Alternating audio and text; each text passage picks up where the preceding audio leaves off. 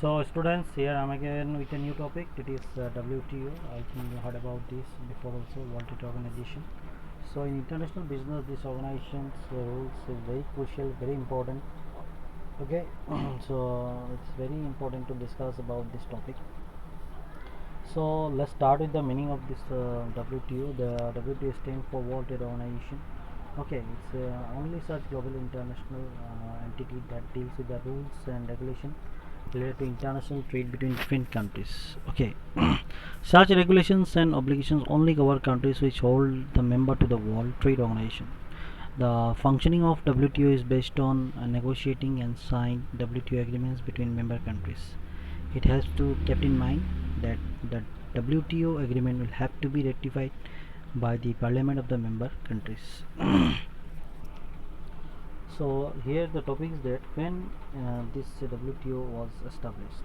So WTO was established in the year of 1985, 1st Jan, following the Marcus Agreement, which was ratified on April 15, 1994.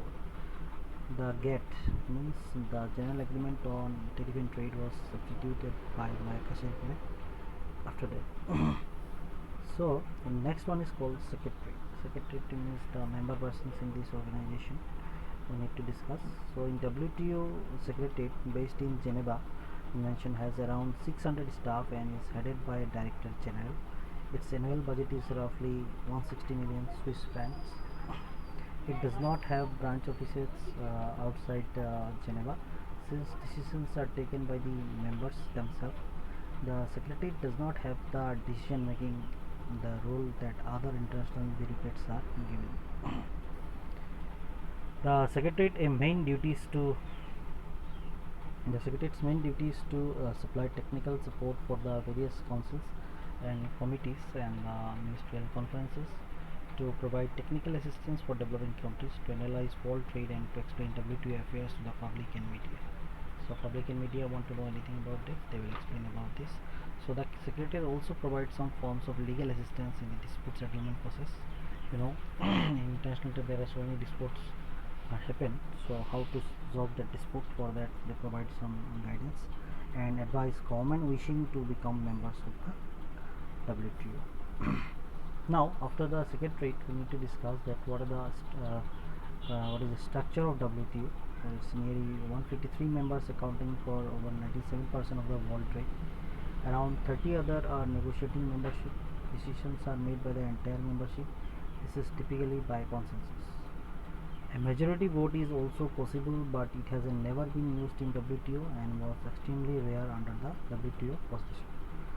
Get the sorry was extremely rare under the WTO's producers get. The WTO's agreement have been ratified in all members parliaments. Next, the WTO top level decisions making body is ministerial conference, which meets at least once in every 2 weeks. Below this, in the General Council, normally ambassadors and heads of the delegation in Geneva, but sometimes officials sent from member territories, which meets several times a year in the Geneva headquarters. General Council also meet as a trade policy review body and dispute settlement body. At the next level, the Goods Council, Services Council, and Intellectual Property means TRIPS Council report to the General Council. Numerous specialized committees, working groups, and working parties deal with the individual agreements and other areas such as the environment, development, membership application, and regional trade agreements. So, after all this structure, Secretary and the establishment of WTO, now the main thing is that why this WTO was set up. So, this is called objectives of WTO. So, in this regard, we are going to discuss there are 6 type of objectives of WTO in this topic. So number 1 is called establishing and enforcing rules for international trade. So the international business, when you're going for internal business, there are so many rules and regulations are important to follow. So WTO helps to establish and enforce rules and regulations for international trade. The agreement on trade and related aspects of intellectual property rights and the general agreements on trading services, these all means controlled by WTO. So in short, the international trading rules by the World Trade Organizations are established by under three separate agreements. Number one is called rules relating to the international trade in goods, the agreement on trade related aspects of intellectual property rights, and the general agreement on trade in services, that is trades and goods. Number two objective is called acting as a global apex forum. World Trade Organization is the global forum for monitoring and negotiating further trade liberation. The premise of trade liberation measures undertaken by WTO is based on the benefit of members countries, is optimally utilize the position of competitive advantage due to free and fair trade within. Number three is called resolution of trade dispute. So as I mentioned before that this is very important for redressing the disputes of different countries' businessmen. So trade disputes before the WTO usually arise out of deviation from agreements between member countries. The resolution of such trade disputes does not take place unilaterally but through a multilateral system involving set rules and procedures before the dispute settlement. Number four objective is called increasing transparency in the decision making process. Transparency means more clear, more visible. So the World Trade Organization attempts to increase transparency in the decision making process by way of more participation in the decision making and consensus in particular. So the combined effect of such measures help to develop institutional transparency. Number five is called collaboration between international economic institutions. So there are so many institutions are available worldwide. So let's try to make a collaboration between all of them. So the global economic institutions include the World Trade Organization, the International Monetary Fund, the United Nations Conference on Trade and Development, and the World Bank. With the advent of globalization, close cooperation has become necessary between multilateral institutions. So these institutions are functional in the sector of formulation and implementation of the global economic policy framework. In the absence of regular consultation and mutual cooperation, policy making may be disrupted.